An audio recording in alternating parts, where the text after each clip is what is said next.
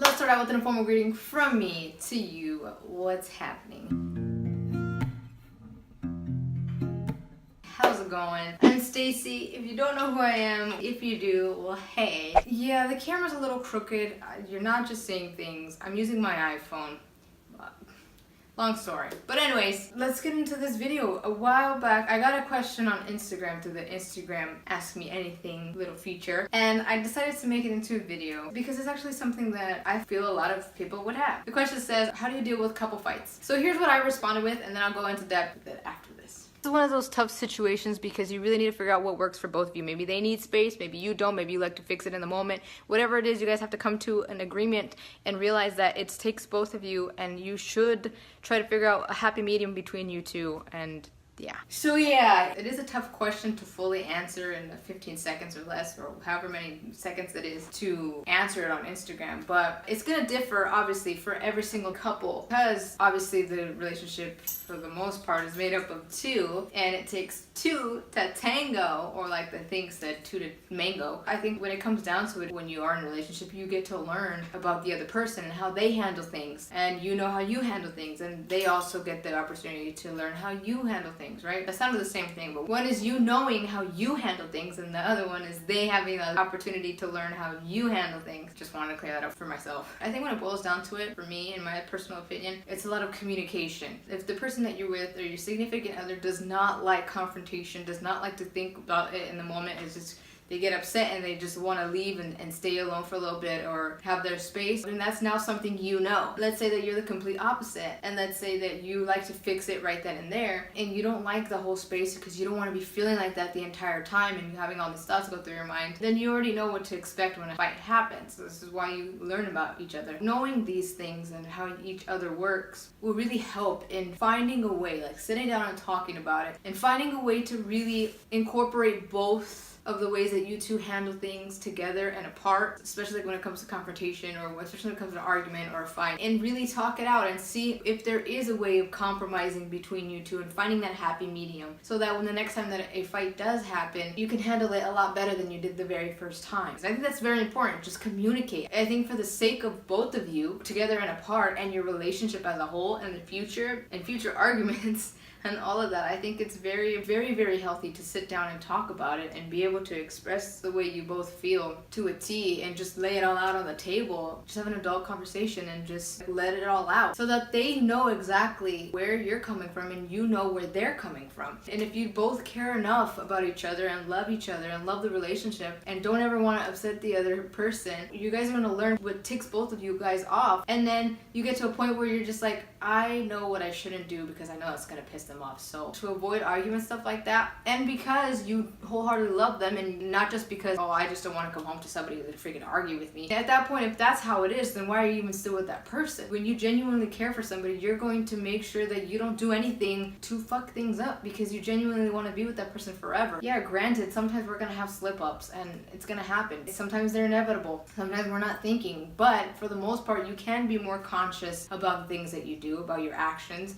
about the things that they don't like. And sometimes you'll be able to think ahead of time and be like, oh shoot, maybe I shouldn't do that. That's not a good idea. I don't want to piss them off because I know they get mad. So you don't do that. You refrain from doing a certain thing. And if it's something that's going to keep you from being the happiest that you can be, then obviously that is not when you want to do that kind of stuff. Because if you're just doing things to not piss them off, but you truly wholeheartedly want to do them, well then why are you with somebody who you are stopping yourself from being yourself? Then obviously that's not the person for you. But like small little things that you know that you can not do, as I was saying, yes, sometimes we have slip-ups, but just because you had a slip-up doesn't mean that you'll make the same mistake again. Take the slip-ups as the opportunity to change your actions, to make sure that from that slip-up on, it won't happen again. You get what I'm saying? So those are the opportunities. If you really truly love somebody with your whole entire heart and they make you the happiest and you've never felt a love like that, why wouldn't you want to care for that kind of stuff? You know what I mean? Like, I'm not saying change your entire person around for them, because if you have to change a lot, then it's just not worth it. Find somebody who's okay with what you're okay with, who's okay with those parts of you. If this other person is constantly making you change or telling you to change, they're unhappy with it. I don't think that you should change yourself drastically just because somebody else doesn't like it and it causes fights. I think if you truly care for that person, you can try it out, and if it works for you, then that's great. But I also don't think that it's a bad idea to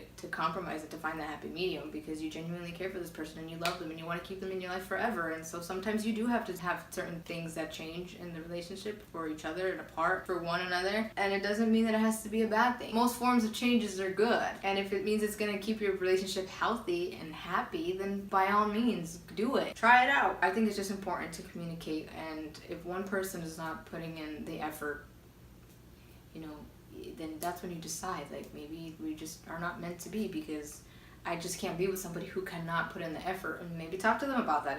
The thing is, like, I think many people just don't take the time to communicate and don't really put it on the table because they're scared of another fight, or they're scared of them not taking it well, you know what I mean? So I think that you should communicate, because then if that point comes when things go down the drain and they're like, why didn't you ever talk to me about it? They won't be able to say that, because you will have talked to them, and they might say that because you know how some people are, but like, you will be able to be like, well, I did try to talk to you. Yeah, I think it's definitely figuring out how the two of you work and trying to find that happy medium, like I already said, and working together. I think it's extremely important to work together as the one that you are, because together you guys make one. And again, if you both care a lot about the relationship, about each other, and love each other so damn much, these fights are not going to come between you, then it's worth finding a happy medium. It's worth figuring out how, or what would be the best way to tackle a couple fight head on. So that's just my opinion. There are plenty of other ways. Google it, go to a love doctor, a therapist, all that kind of stuff. But I think on the surface, from what I would say in my own personal experience, I would just say communicate. I think that's the first step, communication. Because how are they going to know exactly how you feel about a certain situation if you don't open up about it? You know what I mean? That's why that whole thing of learning how they act and react and deal is very important. The same with vice versa with you. Just learning each other like that. Then you'll know what to expect, and the steps that you need to take to really figuring it out. And if they need to have their space, give them space, and you do what you gotta do. But it won't be fair if you're constantly just giving them space, and then they don't show the same effort back when you're mad. Because then it's just one-sided, and it's like, well, why do you have to be the one to always give in and give them space? But why can't they just come around and be like, I'm pissed, I'm mad, and I really just want my space. But I know they like to handle things in the moment, so I'm gonna take one for the team, and I'm gonna set what I want right now to the side, and I'm gonna fix this because I love this person so damn much. Like I said, if it's worth it for the both of you, then why not work on it, and why not find that happy medium? So yeah, those are my opinions, my thoughts. Thank you so much for asking this question. I hope that it helped you in some way, even if it's just to get you to smile today. So thank you so much for listening to what I had to say. I appreciate it. If you know anybody or any couples or any of your friends that needs to hear this, or your own significant other, please send this video their way. You never know, you might be helping them. You might be giving them the answer to what they have been asking this whole entire time. Or maybe even saving their relationship, or saving the relationship.